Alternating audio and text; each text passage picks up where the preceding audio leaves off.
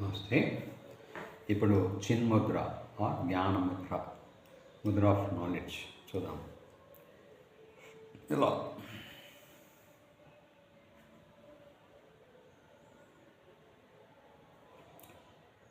బొటన వేలి చివరి భాగాన్ని చూపుడు వేలి చివరి భాగంతో తాకుతూ ఉంచి మిగతా 3 వేలను నిటారుగా ఉంచాలి. రైట్. ఈ జ్ఞానముద్ర ప్రత్యేకత ఏమిటంటే జ్ఞాన విజ్ఞానాన్ని పెంచుతుంది. బొటనవేలి చివరి భాగంలో కొన్ని రకాల హార్మోన్లను విడుదల చేసే అంటే పిట్యూటరీ మరియు ఎండోక్రైన్ గ్లాండ్స్ గ్రంథుల యొక్క కనెక్షన్స్ ఉంటాయన్నమాట.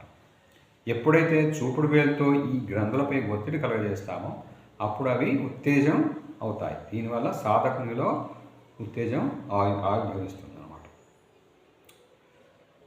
కాల వ్యవధి సాధకుడు తనకు వీలైన సమయంలో అంటే కూర్చున్నప్పుడు కానీ, నిలబడినప్పుడు కానీ, పడుకున్నప్పుడు కానీ ఎప్పుడైనా ఈ ముద్రను సాధన చేయవచ్చు.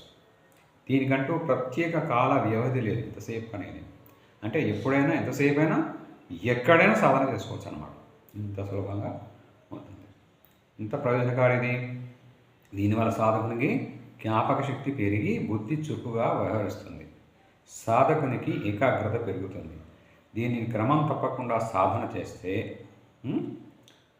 మానసిక రోగాలు, బుద్ధిమాంద్యత, హిస్టీరియా, కోపము, ఆత్మన్యూనత, మానసిక ఒత్తిడి మొదలైన జాడ్యాలు తొలగిపోయి చక్కటి ఆరోగ్యం చేకూరుతుంది ఈ యొక్క జ్ఞానముద్ర వల్ల. ఓకే, అందరూ చేయండి, ఆరోగ్యాన్ని పొందండి. All the best.